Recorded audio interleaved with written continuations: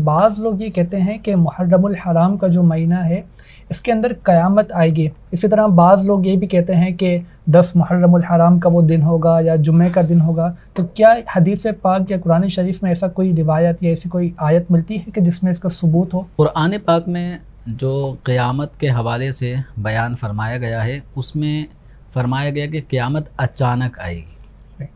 ला तातीकुम इल्ला बग़तह, कि क़यामत तुम्हारे पास अचानक आ जाएगी। तो क़यामत का एक दिन तयशुदा है, वो अल्लाह और उसके बताए से उसके रसूल सल्लल्लाहु अलैहि वसल्लम जानते हैं। और क़यामत जब आने का वक्त होगा तो लोग इतनी गफलत में पड़े होंगे, जैसे आम रूटीन में आजकल हर आदमी अपनी एक लाइफ में, चाहे वो निजी तौर पे या अपने घर से बाहर की प्रोफेशनल लाइफ में, हर आदमी कहीं ना कहीं मसरूफ़ अमल है। तो इसी तरह जब क़ुर्ब क़यामत, बिल्कुल क़यामत का जब दिन आ जाएगा तो लोग अपने अपने कामों में मसरूफ़ होंगे और अचानक ही क़यामत का सिलसिला शुरू हो जाएगा। यानी हज़रत सैयदुना इसराफ़ील अलैहिस्सलातु वस्सलाम, जिनके हाथ में जैसे सींग होता है जानवर का, तो इस तरह का एक सूर उनके हाथों में है।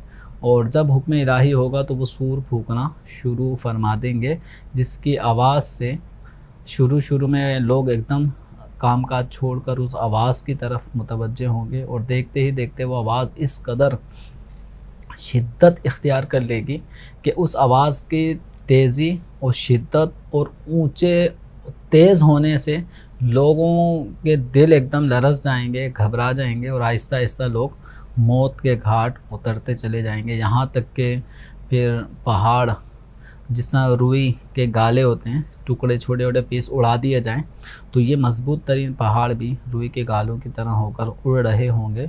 फिर आसमान ज़मीन ये फ़ना होंगे, इसी तरह सूरज चाँद बेनूर हो जाएंगे। जो भी उस वक्त रुए ज़मीन पर ज़िंदा शख्स या ज़िंदा जानवर है वो सब मर जाएंगे। यहाँ तक कि हज़रत इसराफ़ील अलैहिस्सलातु वस्सलाम भी जो सूर फूंक रहे होंगे, इन पर भी मौत वाक़ई हो जाएगी। फिर अल्लाह ताला के हुक्म से फिर ये दोबारा ज़िंदा होंगे, फिर सूर फूंका जाएगा, फिर क़यामत का दिन जिसमें लोग अपनी कब्रों से फिर निकलना शुरू हो जाएंगे। तो ये पूरा एक तवील बयान है जो अहादीस करीमा में मौजूद है। बहार शरीयत के पहले हिस्से में इस क़यामत के मंज़र को भी ज़िक्र फरमाया है अहादीस की रोशनी में।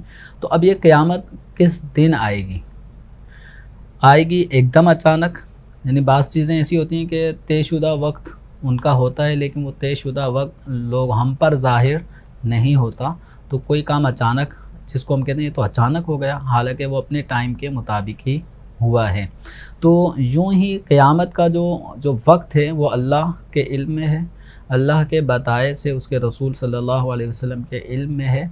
अब अल्लाह के रसूल सल्लल्लाहु अलैहि वसल्लम ने क़यामत के हवाले से कुछ बातों को वाज़े करके बयान फरमाया, जैसे कि मुस्लिम शरीफ की रिवायत है, वला तक़ूमुस्साअतु इल्ला फ़ी यौमिल जुमुआ।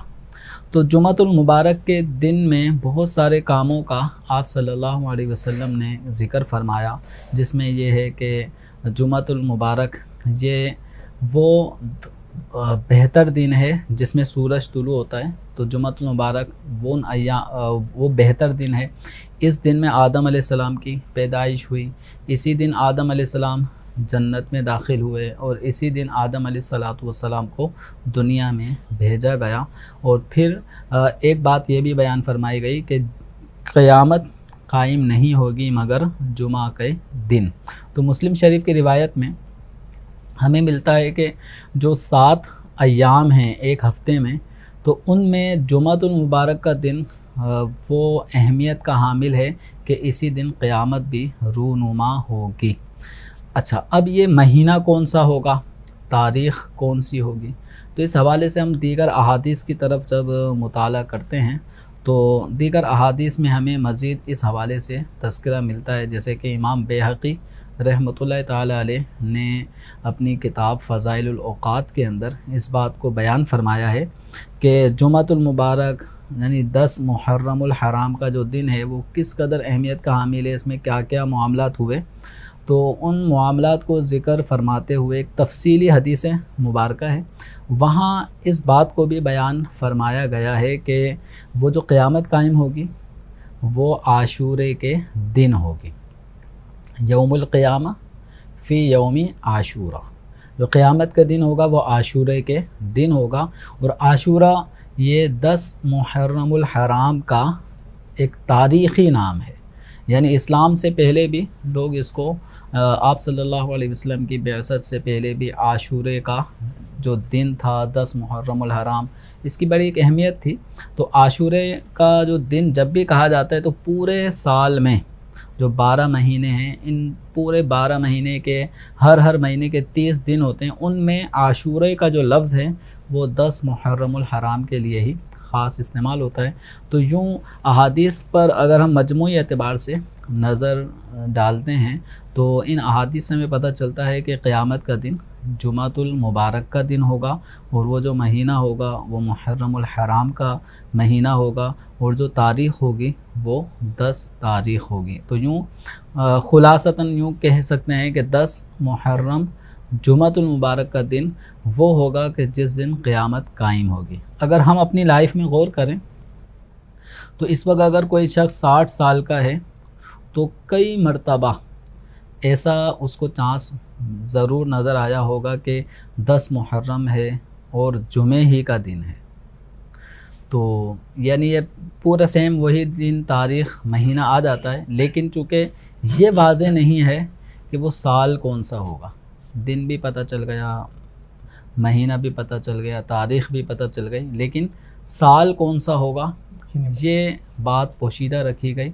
और फिर अब ये कितने ही 10 मुहर्रम जुमा के दिन वाक़े हो चुके हैं, और आइंदा भी कितने ही ऐसे दिन आएंगे जो 10 मुहर्रम जुमा का दिन होगा, लेकिन क़यामत की जो बड़ी बड़ी निशानियाँ बयान की गई हैं वो सब की सब निशानियाँ बिल्कुल ज़ाहिर होंगी, पाई जाएंगी। हज़रत ईसा अलैहिस्सलाम का आना होगा, हज़रत इमाम मेहदी रज़ियल्लाहु ताला अन्हु की तशरीफ़ आवरी होगी, याजूज माजूज का मामला होगा, दज्जाल का आना होगा। तो इस तरह बड़ी बड़ी निशानियाँ अभी और भी बाकी हैं, और इन निशानियों के ज़ाहिर होने में भी आगे कितना अरसा बाकी है ये अल्लाह ताला ही जानता है। तो क़यामत आएगी, अचानक आएगी, हर आदमी अपने काम में मसरूफ़ होगा, और उस वक्त जिन लोगों पर क़यामत कायम होगी वो मुसलमानों पर कायम नहीं होगी। मुसलमान इस दुनिया से क़यामत से 40 साल पहले ही मुसलमान इस दुनिया से रुखसत हो जाएंगे, और पूरी दुनिया पर फिर कुफ़ार ही का समझो ज़मीन पर सिर्फ कुफ़ार ही रह जाएंगे, हत्ता कि अल्लाह ताला का नाम लेने वाला भी कोई नहीं होगा। अल्लाह किसको कहते हैं, किस ज़ात का नाम है, इस कदर जहालत का दौर दौरा होगा।